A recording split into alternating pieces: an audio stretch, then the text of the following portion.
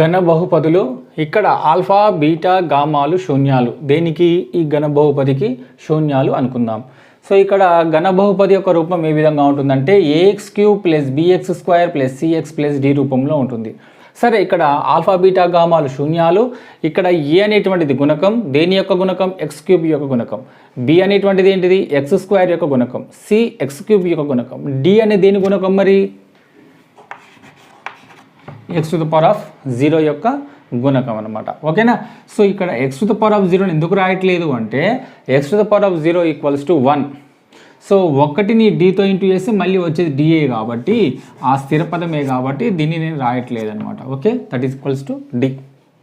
So ఇది ఘన బహుపది యొక్క రూపం. ఇక్కడ మనకు ఆల్ఫా బీటా గామా మరియు a b c d ఏవైతే గుణకాలు ఉన్నాయో వాటికి మధ్య ఉన్న సంబంధాన్ని నేను ఇక్కడ రాయడం జరిగిందనమాట. ఓకే, సో ఈరోజు మనం టాపిక్ పార్ట్ 2 ఏంటిదంటే బహుపది అంటే ఒక బహుపది యొక్క శూన్యాలకు మరియు గుణకాలకు మధ్య ఉన్న సంబంధం. వర్గ బహుపదుల గురించి లాస్ట్ క్లాస్లో మనం తెలుసుకోవడం జరిగింది. ఈ క్లాస్లో మనం ఘన బహుపదుల గురించి మనం తెలుసుకుంటున్నాం. చూడండి, ఇక్కడ alpha plus beta plus gamma ఈ 3 శూన్యాల యొక్క మొత్తం = -b/a. -b/a అంటే ఏంటి? చూడండి, ఇక్కడ మైనస్. ఓకే, b అంటే ఏంటిది? ఇక్కడ x² యొక్క గుణకం. a అంటే x³ యొక్క గుణకం. చూసారు, ఇక్కడ శూన్యాలు మరియు గుణకాలకు మధ్య ఉన్నటువంటి సంబంధం. ఇది ఒక సూత్రం, గుర్తుపెట్టుకోండి. ఇది ఎక్కడ ఉపయోగపడుతుంది అంటే మనకు 3 శూన్యాలు ఇచ్చి వాటి యొక్క మొత్తాన్ని కనుక్కోండి అన్నప్పుడు ఈ సూత్రం ఇది చేసిస్తే మనకు ఆన్సర్ వచ్చేస్తుంది. Next alpha beta plus beta gamma plus gamma alpha = c/a. c అంటే ఏంటిది? ఇక్కడ x యొక్క గుణకం. a అంటే x³ యొక్క గుణకం. ఇక్కడ ఆల్ఫా బీటా గామా మూడింటిని కూడా మనం ఏం చేస్తున్నాం? 2 వేర్వేరు శూన్యాల లబ్ధాల యొక్క మొత్తాన్ని మనము తీసుకుంటే అది c/aకి సమానం అవుతుంది. ఇది సూత్రం. ఓకేనా? రైట్. ఇంకొకటి ఉంది, ఆల్ఫా బీటా గామా 3 శూన్యాల యొక్క లబ్ధాన్ని అంటే గుణిస్తే 3 శూన్యాలను కనుక గుణిస్తే వచ్చేది ఏంటిది? -d/a. -d/a అంటే ఏంటిది? మైనస్కు. ఓకే, మైనస్ d అంటే ఏంటిది? ఇక్కడ ఒక స్థిర పదం బై a అంటే ఏంటిది? ఇక్కడ x³ యొక్క గుణకం. ఓకేనా? సో ఇదన్నమాట. ఈ విధంగా మనకు 3 సూత్రాలు, ముఖ్యమైన సూత్రాలు 3 ఉన్నాయి. వీటిని మీరు గుర్తుపెట్టుకోండి. ఇకపోతే 4వ సూత్రం ఉంది ఇక్కడ, x³ - x² of alpha plus beta plus gamma bracket close plus x of alpha beta plus beta gamma plus alpha gamma bracket close minus alpha beta gamma. ఇదొక సూత్రం. సో ఈ సూత్రం గురించి చెప్పుకోవడానికంటే ముందుగా మనం లాస్ట్ క్లాస్ గురించి మాట్లాడుకుందాం. లాస్ట్ క్లాస్లో కూడా మనం ఏం చెప్పుకున్నామంటే ax² + bx + c ఒక వర్గ బహుపది గురించి మనం మాట్లాడుకున్నాం. సో ఇది నేను లాస్ట్ క్లాస్లో చెప్పకపోవడానికి కారణం ఏంటిది అంటే ఈ రెండింటిని కూడా ఒకేసారి చెప్దామని చెప్పేసి లాస్ట్ క్లాస్లో వర్గ బహుపదిలో దీనికి సంబంధించిన సూత్రాన్ని నేను చెప్పడం జరగలేదన్నమాట. ఇప్పుడు మనం రెండింటి గురించి కూడా కంపేర్ చేసుకుంటూ మాట్లాడుకుందాం. సో ax² + bx + c దీని యొక్క కారణాంకాలు ఏముంటాయి చూడండి, x - alpha x - beta. Alpha బీటాలు ఏంటివి? దీని యొక్క శూన్యాలు. ఆల్ఫా బీటాలు ఈ యొక్క వర్గ బహుపది యొక్క శూన్యాలు ఆల్ఫా బీటా. ఇక్కడ దీని యొక్క శూన్యాలు ఏంటివి? ఇక్కడ ఆల్ఫా బీటా గామా. ఓకేనా? ఇది ఘన బహుపది కాబట్టి 3 శూన్యాలు. ఇది వర్గ బహుపది కాబట్టి 2 శూన్యాలు. సో 3 శూన్యాలు ఉన్నాయి కాబట్టి x - alpha x - beta x - gamma ఈ 3 ఏంటివి? కారణాంకాలు. దేని కారణాంకాలు? ఘన బహుపది యొక్క కారణాంకాలు 3 ఉన్నాయి. ఇక్కడ వర్గ బహుపది యొక్క కారణాంకాలు ఏంటివి అంటే x - ఆల్ఫా x - బీటా. ఎందుకు 2 వచ్చినాయి? ఎందుకంటే ఇది వర్గ బహుపది కాబట్టి 2 కారణాంకాలు వచ్చినాయి. సో దీని నుంచి మనకు వచ్చేటువంటి సూత్రం ఏంటిదో చూద్దాం ఒకసారి. x ఒకటి బయట తీసుకొని మొత్తాన్ని గుణిద్దాం, x - బీటా. ఓకే, ఇప్పుడు మైనస్ ఆల్ఫా తీసుకొని x - బీటాని చేద్దాం. x × x² x × beta x beta minus alpha × x minus x alpha x, no problem. Minus into minus plus alpha into beta alpha beta. ఇప్పుడు x² మైనస్ x కామన్ తీద్దాం, beta మరియు alpha రెండు ఉన్నాయి. ఇక్కడ x ఉంది, ఇక్కడ x ఉంది, కాబట్టి ఎక్స్ కామన్ తీస్తే minus x of beta, minus already బయట ఉంది కాబట్టి minus into plus, minus into plus minus వచ్చిందా. ఎక్స్ బయట ఉంది కాబట్టి మిగిలేది ఆల్ఫా ప్లస్ ఎక్స్, ఇది ఆల్ఫా, ఇది alpha into beta, alpha beta. So ఇది ఆల్ఫా బీటా.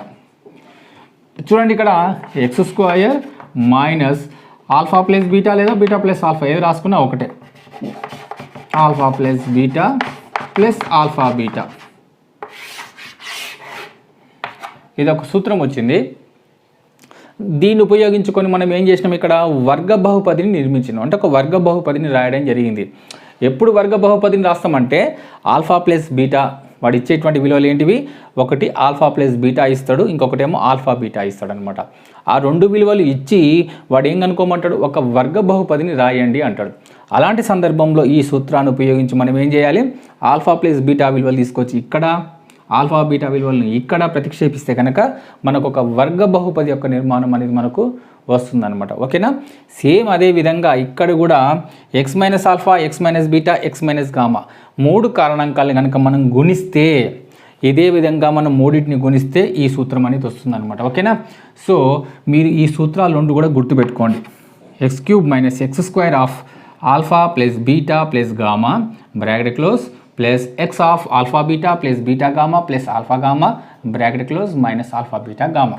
ఈ సూత్రం తర్వాత ఈ సూత్రం గుర్తుపెట్టుకోండి. మూల శూన్యాల మొత్తం శూన్యాల లబ్ధం ఇచ్చినప్పుడు వర్గ బహుపదిని రాయడం, తర్వాత ఇక్కడ కూడా శూన్యాల మొత్తం శూన్యాల లబ్ధం మరియు రెండు వేర్వేరు శూన్యాల లబ్ధాల యొక్క మొత్తాన్ని ఇచ్చినప్పుడు మనం ఒక ఘన బహుపదిని రాయడానికి ఈ రెండు సూత్రాలు అనేటివి ఉపయోగపడతాయి అన్నమాట. ఓకేనా. ఇవి చేయండి. ఇందులో ఆల్ఫా బీటా గామా అనేవి ఘన బహుపది యొక్క శూన్యాలు అయితే తగిన విలువలు కనుగొని పట్టికలో పూరించండి. చూడండి ఇక్కడ ఘన బహుపదులకు కొన్ని ఉదాహరణలు కూడా ఇవ్వడం జరిగింది. X cube plus 3x square minus X minus 2 ఇది ఒక ఘన బహుపది. 4x cube plus 8x square minus 6x minus 2 ఇది ఇంకొకటి. X cube plus 4x square minus 5x minus 2 ఇది ఇంకొకటి. X cube plus 5x square plus 4 ఇది కూడా ఒక ఘన బహుపది. సో ఇచ్చినటువంటి ఈ 4 ఘన బహుపదులను ఉపయోగించి మనం ఏం చేయాలంటే alpha plus beta plus gamma ఈ శూన్యాల యొక్క మొత్తాన్ని మనం కనుగొని రాయాలి. అదేవిధంగా alpha beta plus beta gamma plus gamma alpha కూడా మనం కనుక్కొని ఇందులో రాయాలి. ఆల్ఫా బీటా గామా యొక్క లబ్ధాన్ని కూడా మనం ఇందులో రాయాల్సి ఉంటుంది అనమాట. దానికంటే ముందుగా వీటికి సంబంధించినటువంటి అంటే శూన్యాలకు గుణకాలకు మధ్య ఉన్న సంబంధానికి సంబంధించి సూత్రాలు మనం రాసి పెట్టుకోవాలి.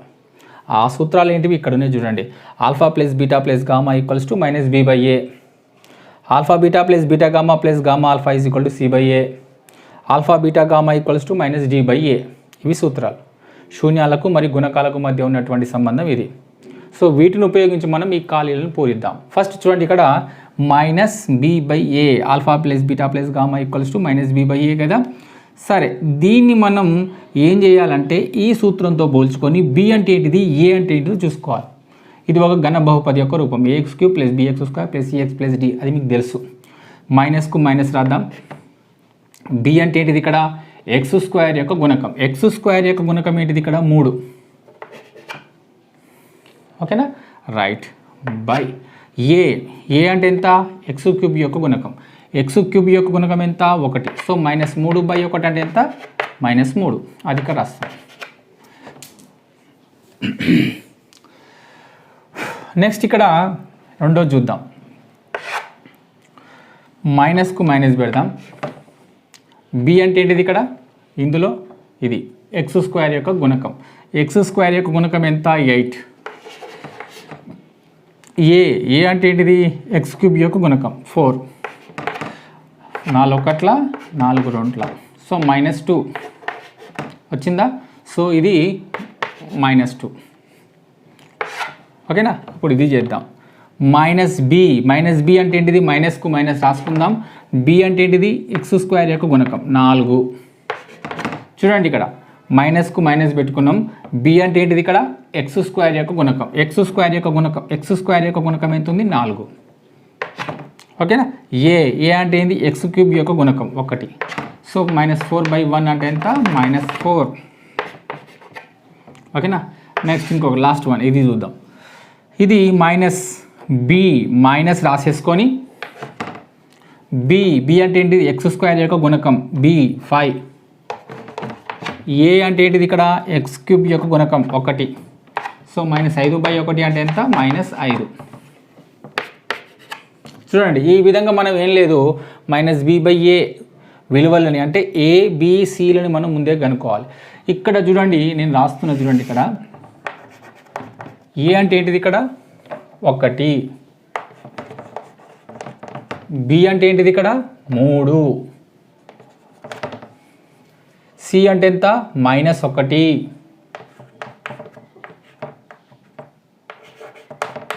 డి అంటే ఎంత -2. ఓకేనా. సో ఈ యొక్క ఘన బహుపది యొక్క గుణకాలు ఏంటివి? a = 1, b = 3, c = -1, d = -2. ఇవి కనుక మనం ఇక్కడ రాసుకుంటే ఇవి గుణకాలు, ఇవి కనుక మనం రాసుకుంటే డైరెక్ట్ సూత్రంలో ప్రతిక్షేపించేటప్పుడు మనకు తేలిగ్గా మనం లెక్క చేయొచ్చు అనమాట. ఓకేనా. రైట్. ఇప్పుడు మనము alpha beta plus beta gamma plus gamma alpha కూడా మనం చేద్దాం.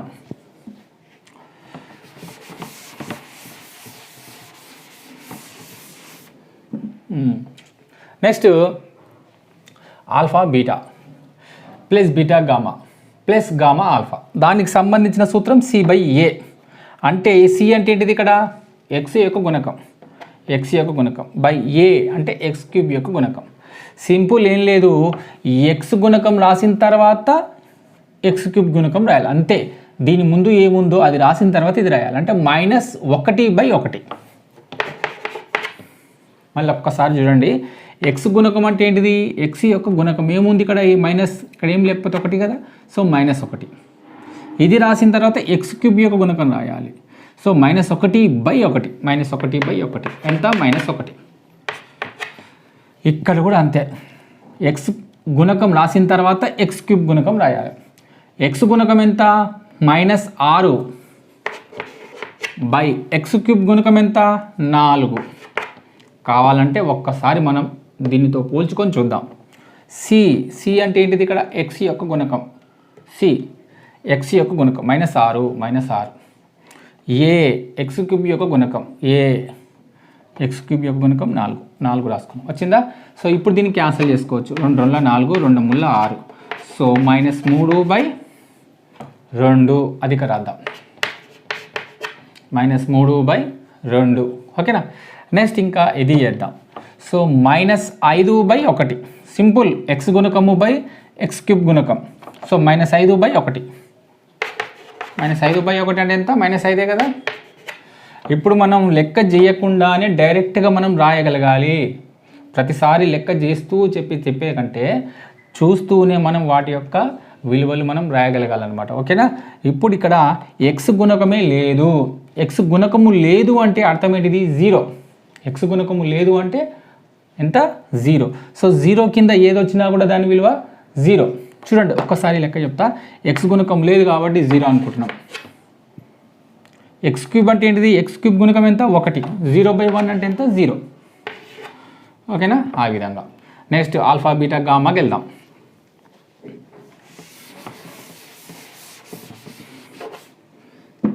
ఆల్ఫా బీటా గామా అంటే చూడండి ఇక్కడ alpha beta gamma, alpha beta gamma అంటే ఇక్కడ -d/a -d అంటే స్థిర పదం, ఏ అంటే ఎక్స్ క్యూబ్ యొక్క గుణకం. ఓకేనా. సో ఇక్కడ మైనస్ రాద్దాం. డి అంటే ఏంటిది? ఇక్కడ స్థిర పదం, స్థిర పదం ఏముంది ఇక్కడ? -2. సో -2 ఈ మైనస్ ఇక్కడ పెట్టుకున్నాం. డి అంటే ఏంటిది ఇక్కడ? ఇది -2, ఇది డి రాసుకున్నాం -2 బై ఏ అంటే 1. సో -2 ప్లస్ 2కు 2, 2/1 అంటే ఎంత? 2 అది ఇక్కడ రాద్దాం. నెక్స్ట్ ఇంకొకటి ఇది చేద్దాం. స్థిర పదం ఇది బై ఇది, కాకపోతే ఇక్కడ మైనస్లో ఉంది కాబట్టి సంకలన విలోమం. ఇది సంకలన విలోమం. సంకలన విలోమం అంటే ఏంటిది? స్థిర పదము బై ఎక్స్ క్యూబ్ యొక్క గుణకం అన్నాడు కదా. అయితే రాసుకునేటప్పుడు ఇక్కడ స్థిర పదాన్ని యొక్క గుర్తు మైనస్లో ఉంటే ప్లస్లో రాసుకోవాలి, ప్లస్లో ఉంటే మైనస్లో రాసుకోవాలన్నమాట. కన్ఫ్యూజన్ అవసరం లేదు. -2 కదా, నేను +2 రాస్తున్నాను సింపుల్గా డైరెక్ట్గా, ఇబ్బంది లేకుండా. -2 అంటే సంకలన విలోమం, +2 బై ఎక్స్ క్యూబ్ యొక్క గుణకం 2/4 2 ఒకట్ల 2 2 4 1/2 వచ్చింది. ఓకేనా రైట్, గుర్తుపెట్టుకోండి. దీన్ని ఇంకొకసారి కూడా చెప్తాం, మళ్ళీ వినండి, కన్ఫ్యూజ్ కాకూడదు. మైనస్కు మైనస్ పెడతాం. డి అంటే ఎంత ఇక్కడ, ఇదే లెక్క -2 కాబట్టి -2 బై ఎంత 4 మైనస్ ఇంటూ మైనస్ ప్లస్ 2కు 2 4కు 4 2 ఒకట్ల 2 2 1/2 వచ్చింది కదా, 1/2 ఆ విధంగా చేసుకోవాలి. ఓకే, నెక్స్ట్ మూడోది చేద్దాం.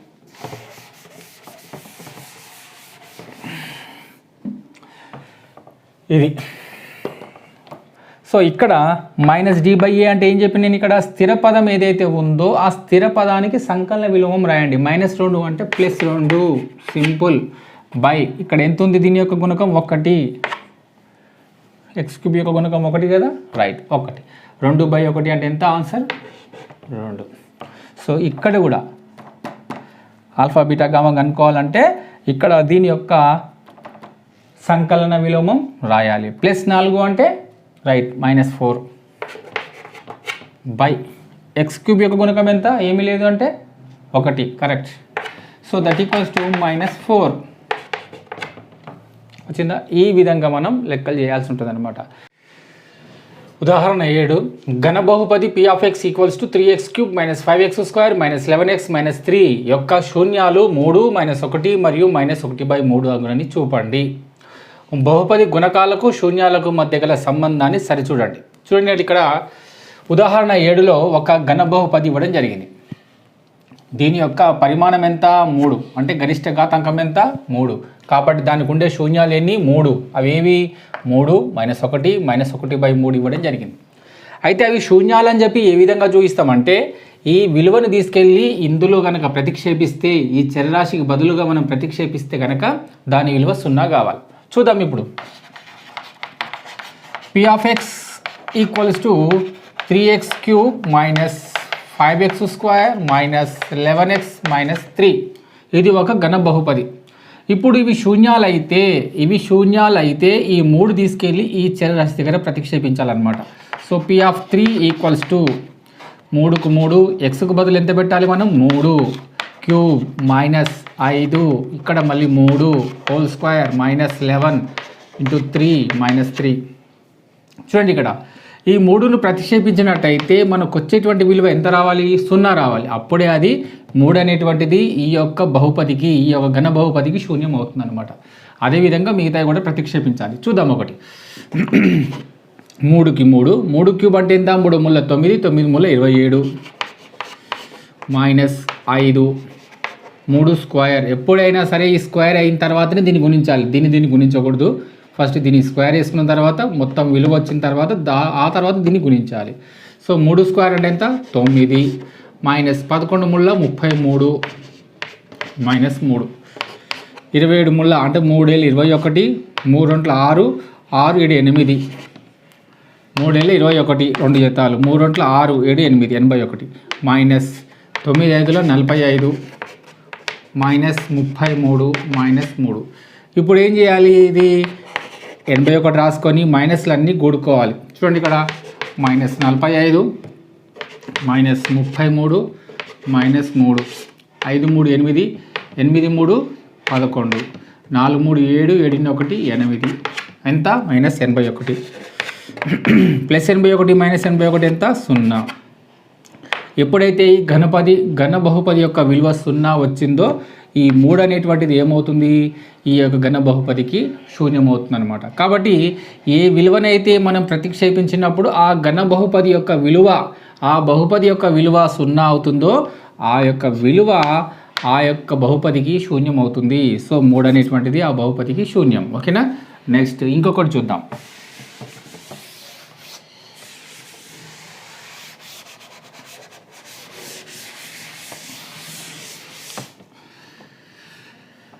-1 ఎక్స్కు బదులు ఏం పెడుతున్నాం -1 ప్రతిక్షేపిస్తున్నాం. చూడండి 3 -1 హోల్ క్యూబ్ -5 -1 హోల్ స్క్వేర్ -11 -1 -3 3 -1కి ఘాతాంకం ఎంత, బేసిక్ ఘాతాంకం ఉంది కాబట్టి మైనస్ మైనస్ లాగే ఉండిపోతుంది. 1ని క్యూబ్ చేస్తే 1 -5, మైనస్కు సరిఘాతం ఉంది కాబట్టి మైనస్ ప్లస్ అయిపోతుంది. 1ని స్క్వేర్ వేస్తే 1 minus into minus plus 11 ఎక్కం 11 -3 3 ఎక్కం 3 minus ఉంది కాబట్టి minus into plus minus 5 ఎక్కం 5 plus 11 -3. ఈ విధంగా ఉన్నప్పుడు మీరు ఏం చేయండి, మైనస్లన్నీ ఒక పక్కన వేసుకుని కూడండి. -3 -5 మళ్ళీ -3. ఓకే, ప్లస్లన్నీ ఒకవైపు వేసి కూడాలి. ఒకటే ఉంది కాబట్టి ప్లస్ పక్కకి వేసుకున్నాం. 3 5 8 8 3 11 -11, ఇది +11. ఓకే, ఇది -11, ఇదేమో +11. -11 +11 అంటే ఎంత, 0. సో -1ని ప్రతిక్షేపించినప్పుడు కూడా ఈ బహుపదిలో దాని విలువ 0 రావడం జరిగింది కాబట్టి ఈ ఘన బహుపదికి -1 అనేటువంటిది శూన్యం అవుతుంది అనమాట. ఓకేనా, ఇప్పుడు నెక్స్ట్ చూద్దాం.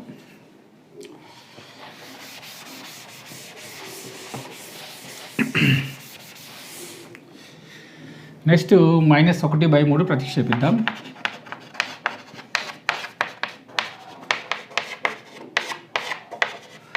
-5 xకు బదులుగా -1/3 హోల్ స్క్వేర్ -11 ఇది అంటే x ఉన్న చోట -1/3, x ఉన్న చోట -1/3, x ఉన్న చోట -1/3. నెక్స్ట్ 3 రాసుకున్న తర్వాత మైనస్కు ఉన్నటువంటి ఘాతము బేసిక్ ఘాతం కాబట్టి మైనస్ అదే విధంగా ఉంటుంది. 1ని క్యూబ్ చేస్తే 1, 3ని క్యూబ్ చేస్తే 27 -5 అదే విధంగా రాసుకుందాం. మైనస్ దీనికి ఉన్నటువంటి ఘాతం సరిఘాతం కాబట్టి మైనస్ ప్లస్ అయిపోతుంది. 1ని స్క్వేర్ వేస్తే 1, 3ను స్క్వేర్ వేస్తే 9. ఓకేనా, రైట్. మైనస్ ఇంటూ మైనస్ ఏమైపోతుంది, ప్లస్ 11 ఎక్కం 11 కింద ఎంత ఉంది 3, ఇది -3.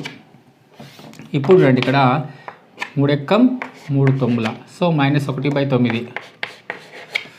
ఓకే, ఇది మైనస్ ఇంటూ ప్లస్ -5 ఎక్కం 5/9, ఇది ప్లస్ 11/3, ఇది -3. ఇప్పుడు మనం ఏం చేయాలి, కాసా కట్టాలి. కాసాకి ఎంత, 9. ఎందుకు అంటే చూడండి, ఇక్కడ 3 ఉంది 9 ఉంది కాబట్టి 3కు 9కి కాసాగు తీసుకున్నట్టయితే 3 1 3 3 3 9 కదా, 3 3 9. కాసాగు ఎంత వచ్చింది, 9. కాసాగు ఏ విధంగా చేయాలంటే 9 1 9, ఎందులో పోయింది, 1లో పోయింది కాబట్టి ఆ 1ని పై దాంతో గుణించాలి. 1 ఎక్కం 1, మళ్ళీ మైనస్ ఉంటే మైనస్, ప్లస్ ఉంటే ప్లస్. 9 1 9, 1లో పోయింది కాబట్టి ఆ 1 5 5 ప్లస్ రాద్దాం.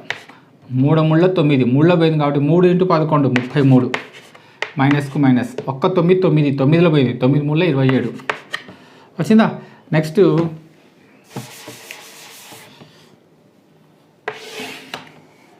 -1 -5 -6 -6 27 33. చూడండి, -1 -5 -6 ప్లస్ 33 -27/9. -6 27 ఎంత, -33, ఇది +33/9. -33 + 33 ఎంత, 0. 0/9 అంటే ఎంత, 0. సో దీని విలువ కూడా 0 వచ్చింది కాబట్టి ఈ యొక్క ఘన బహుపదికి -1/3 అనేటువంటిది ఏమవుతుంది, శూన్యం అవుతుంది అనమాట. ఓకేనా. సో ఏం లేదు, ఇచ్చినటువంటి శూన్యాలను తీసుకెళ్ళి మనం ఈ ఘన బహుపదిలో ప్రతిక్షేపించినట్టయితే ఈ ఘన బహుపది యొక్క విలువ 0 అయితే ఇవి వాటికి శూన్యాలని చెప్పి మనం నిరూపించినట్టు అవుతుంది. ఓకేనా. ఓకే, ఇప్పుడు మనము బహుపది గుణకాలకు శూన్యాలకు మధ్య గల సంబంధాన్ని మనం సరిచూద్దాం. ఇక్కడ వాడు మనకి ఇచ్చినటువంటి ఘన బహుపది ఏంటిది, P(x) = 3x³ - 5x² - 11x - 3. So ఘన బహుపది యొక్క రూపం ఏ విధంగా ఉంటుంది, P(x) = ax³ + bx² + cx + d. So మనం ఇక్కడ గుణకాలకు శూన్యాలకు అన్నాడు కాబట్టి మనకు గుణకాలని పోల్చుకుందాం. ఏ అంటే ఏంటిది, ఏ అంటే 3, b అంటే -5, c అంటే -11, d అంటే -3. ఓకేనా. మరి శూన్యాలు ఏంటివి, ఆల్ఫా + బీటా + గామా. అంటే ఈ యొక్క శూన్యాల యొక్క మొత్తానికి సూత్రం ఏంటిది, -b/a. శూన్యాలు ఏంటివి, ఆల్ఫా బీటా గామా అనేటువంటి 3 శూన్యాలు. ఆ శూన్యాల యొక్క మొత్తానికి సూత్రం ఏంటిది -b/a. Alpha beta plus beta gamma plus gamma alpha is equal to c/a. Alpha beta gamma అంటే that is equal to -d/a. ఈ సూత్రాలు మనం ఇంతకుముందు మనం చెప్పుకున్నటువంటి లెక్కలో కూడా ఈ సూత్రాలు అనేటువంటివి రాసుకోవడం జరిగింది. సరే, ఇప్పుడు మనం ఏం చేద్దాము, ఈ యొక్క శూన్యాలకు మరియు గుణకాలకు ఉన్నటువంటి సంబంధాన్ని మనం సరిచూడాలి. So alpha beta gamma. Alpha అంటే ఏంటి? ఆల్ఫా అంటే ఏంటిది ఇక్కడ 3, బీటా అంటే -1, గామా అంటే -1/3. ఓకేనా? ఇప్పుడు మూడింటిని కూడదాం. ఆల్ఫా బీటా గామా మూడింటిని కూడితే ఏమవుతుందో చూద్దాం. Alpha plus beta plus gamma కూడినట్టయితే ఆల్ఫా అంటే ఎంత 3 ప్లస్ బీటా అంటే ఎంత -1 ప్లస్ గామా అంటే ఎంత -1/3. చూద్దాం. 3 plus into minus -3 1 plus into -1/3. So ఇప్పుడు ఈ +3 -1 ఎంత అవుతుంది ఇక్కడ మనకు 2 -1/3. 3 2 6, 6 ఇట్ల నుంచి 1 పోతే 5, 5/3. చూడండి, మళ్ళీ ఒకసారి చెప్తా. 3కి 3 ప్లస్ ఇంటూ మైనస్ 1కి 1 ప్లస్ ఇంటూ -1/3కు 1/3. 3 ఇట్ల నుంచి 1 పోతే 2, మైనస్కు మైనస్ 1/3కు 1/3. ఇప్పుడు 3 2 6, 6 -1, 6 -1 అంటే 5 కదా. సో 5 కింద 3కు 3, 5/3. So alpha plus beta plus gamma is equal to 5/3 వచ్చిందా? ఇప్పుడు మనకు alpha plus beta plus gamma is equal to 5/3 వచ్చింది. మనకు సూత్ర ప్రకారంగా కూడా అంటే గుణకాలకు సంబంధించినటువంటి సూత్రాన్ని కనుక మనం అప్లై చేస్తే ఇదే ఆన్సర్ మనకు రావాలి, 5/3 రావాలి. సో మైనస్కు మైనస్, బి అంటే ఎంత -5, ఏ అంటే ఎంత 3, మైనస్ ఇంటూ మైనస్ ప్లస్ 5/3. 5/3 వచ్చిందా? ఇక్కడ 5/3 అంటే శూన్యాల పరంగా అంటే శూన్యాల మొత్తాన్ని చూసుకుంటే 5/3. ఇక్కడ గుణకాల సూత్రాన్ని అప్లై చేస్తే వచ్చే ఆన్సర్ కూడా 5/3. ఈ విధంగా మనము alpha plus beta plus gamma is equal to -b/a అనేటువంటి సూత్రాన్ని మనం సరి చూడడం జరిగింది. నెక్స్ట్ ఇప్పుడు alpha beta plus beta gamma plus gamma alpha కూడా చూద్దాం.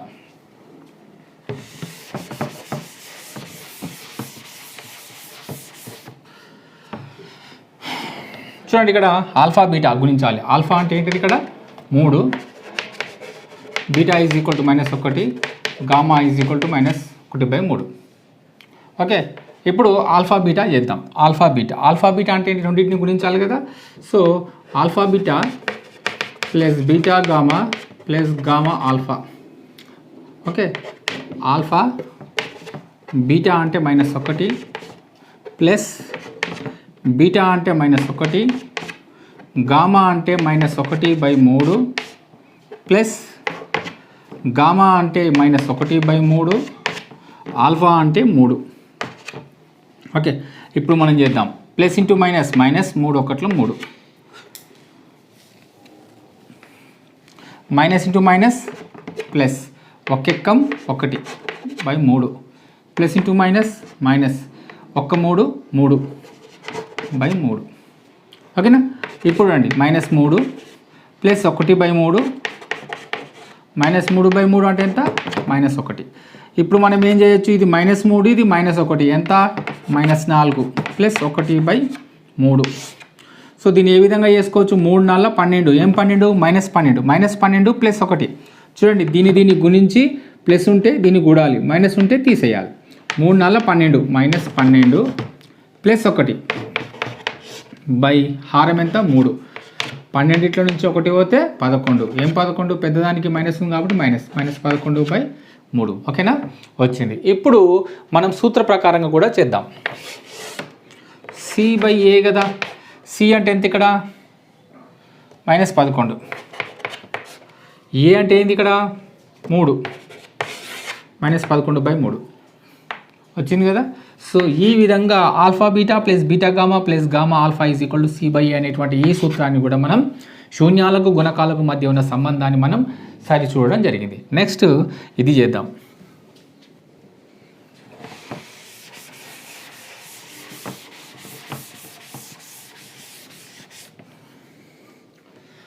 ఇదేంటిది? ఇది ఆల్ఫా బీటా గామా.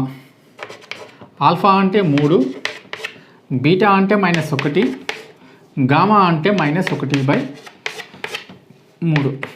చూడండి ఇక్కడ ఎన్ని మైనస్లు ఉన్నాయి? 2 మైనస్లు గుణించుకుంటున్నాయి. 2 మైనస్లు గుణించుకుంటే వచ్చేది ప్లస్ 3 1 3, 3 1 3/3 ఎంత?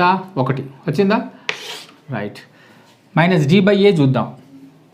-d/a ఈక్వల్స్ టు మైనస్కు మైనస్, d అంటే ఎంత? -3, a అంటే ఎంత? 3, మైనస్ ఇంటూ మైనస్ ప్లస్, 3కు 3, ఈ 3కు 3 వచ్చింది కదా. సో ఇది కూడా శూన్యాల లబ్ధం ఈజ్ ఈక్వల్ టు -d/a, దాన్ని మనం నిరూపించడం జరిగింది. సో దీన్ని బట్టి మనము ఇచ్చినటువంటి బహుపది గుణకాలకు శూన్యాలకు మధ్య ఉన్న సంబంధాన్ని కూడా మనం సరిచూడడం జరిగింది.